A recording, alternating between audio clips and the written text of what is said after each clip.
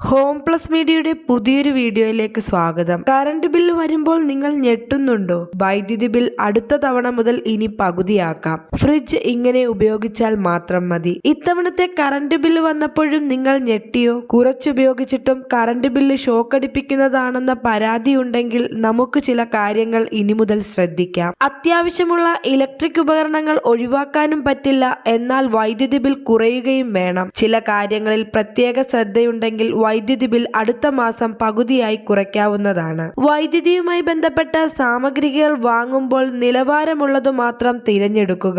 ആവശ്യത്തിനു മാത്രം വൈദ്യുതി ഉപകരണങ്ങൾ പ്രവർത്തിപ്പിക്കുക. സാധാരണ ഫിലമെന്റ് ബൾബുകൾക്ക് പകരം നിലവാരമുള്ള CFL ലാമ്പുകളും വാട്ട്സ് കുറഞ്ഞ ട്യൂബ് ലൈറ്റുകളും LED ബൾബുകളും ഉപയോഗിക്കുക. ഉപയോഗശേഷം ലൈറ്റും ഫാനും ടിവിയും അതുപോലെയുള്ള മറ്റുപകരണങ്ങളും സ്വിച്ച് ഓഫാക്കുവാൻ മറക്കരുത്. ബൾബുകളും ട്യൂബുകളും അവയ്ക്കുപയോഗിക്കുന്ന ഷേഡുകളും ഇടയ്ക്കിടെ തുടച്ചു വൃത്തിയാക്കുക.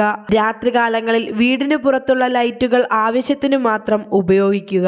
വീടിനകം പെയിന്റ് ചെയ്യുവാൻ ഇളം നിറങ്ങൾ മാത്രം തിരഞ്ഞെടുക്കുക. പീക്ക് ലോഡ് സമയത്ത്, അതായത് വൈകുന്നേരം 6 മണി മുതൽ 10 മണി വരെ കൂടുതൽ വൈദ്യുതിക്ക് വേണ്ടി ഉപകരണങ്ങൾ പ്രവർത്തിപ്പിക്കാതിരിക്കുക. തകരാറിലായ ഉപകരണങ്ങൾ പ്രവർത്തനം പൂർണ്ണമായി നിലയ്ക്കുന്നതുവരെ ഉപയോഗിക്കാതെ യഥാസമയം ഉപയോഗിക്കുക. നിങ്ങളുടെ വീടുകളിൽ ഏറ്റവും അധികം വൈദ്യുതി ചിലവാകുന്നത് ചിലപ്പോൾ റെഫ്രിജറേറ്ററുകളായിരിക്കാം. നമ്മൾ അറിയാതെ ഫ്രിഡ്ജ് വൈദ്യുതി പാഴാക്കുന്ന വഴികൾ നമുക്ക് അടയ്ക്കാവുന്നതാണ്. റെഫ്രിജറേറ്റർ വാങ്ങുമ്പോൾ ആവശ്യത്തിനു മാത്രം വലിപ്പമുള്ളതും ഊർജ്ജക്ഷമത കൂടിയതുമായ മോഡലുകൾ തിരഞ്ഞെടുക്കുക.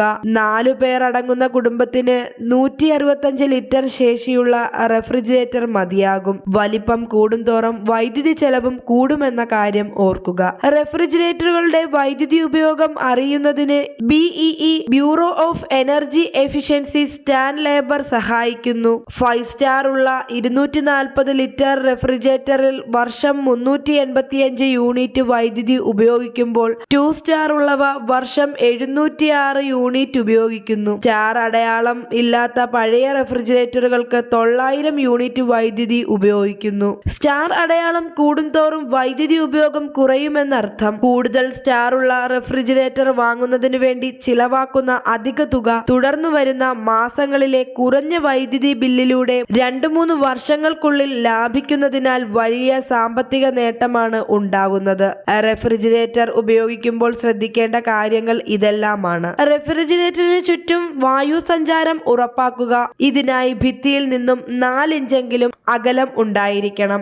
റെഫ്രിജറേറ്ററിന്റെ വാതിൽ ഭദ്രമായി അടഞ്ഞിരിക്കണം. ഇതിനായി വാതിലിനുള്ളിൽ റബ്ബർ ബീഡിംഗ് കാലാകാലം പരിശോധിച്ച് പഴക്കം ചെന്നതാണെങ്കിൽ മാറ്റുവാൻ ശ്രമിക്കണം. ആഹാര സാധനങ്ങൾ ചൂടാറിയതിനു ശേഷം മാത്രം റെഫ്രിജറേറ്ററിൽ വെക്കുക. എടുത്തു കഴിഞ്ഞാൽ തണുപ്പ് മാറിയതിനു ശേഷം മാത്രം ഉപയോഗിക്കുവാനും ശ്രമിക്കുക. കൂടാതെ റെഫ്രിജറേറ്റർ തുറക്കുന്നത് ഊർജ്ജ നഷ്ടത്തിനും വലിയൊരു കാരണമാണ്. കാലാവസ്ഥ അനുസരിച്ചും ഉള്ളിലെ സാധനങ്ങളുടെ അളവനുസരിച്ചും തെർമോമീറ്റർ ക്രമീകരിക്കണം. ആഹാര സാധനങ്ങൾ അടച്ചു മാത്രം റെഫ്രിജറേറ്ററിനുള്ളിൽ സൂക്ഷിക്കുക.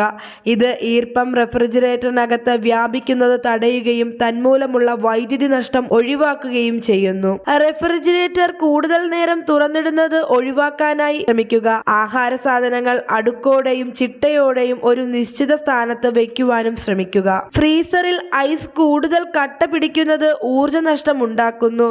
അതിനാൽ നിർമ്മാതാവ് നിർദ്ദേശിച്ചിട്ടുള്ള സമയക്രമത്തിൽ തന്നെ ഫ്രീസർ ഡീഫ്രോസ്റ്റ് ചെയ്യുക. ഇത്തരത്തിലുള്ള ചെറിയ ചെറിയ കാര്യങ്ങൾ ശ്രദ്ധിക്കുമ്പോൾ തന്നെ വൈദ്യുതി ബില്ലിൽ വരുന്ന വലിയ തുകയുടെ അളവ് കുറയ്ക്കുവാനും സാധിക്കും. ഈ ഒരു ഇൻഫർമേഷൻ മറ്റുള്ളവരിലേക്കും ഷെയർ ചെയ്യുക. ചാനൽ ആദ്യമായി കാണുന്നവർ സബ്സ്ക്രൈബ് ചെയ്യുക. വീഡിയോ ഇഷ്ടമായ ലൈക്ക് ചെയ്ത് സപ്പോർട്ട് ചെയ്യുക.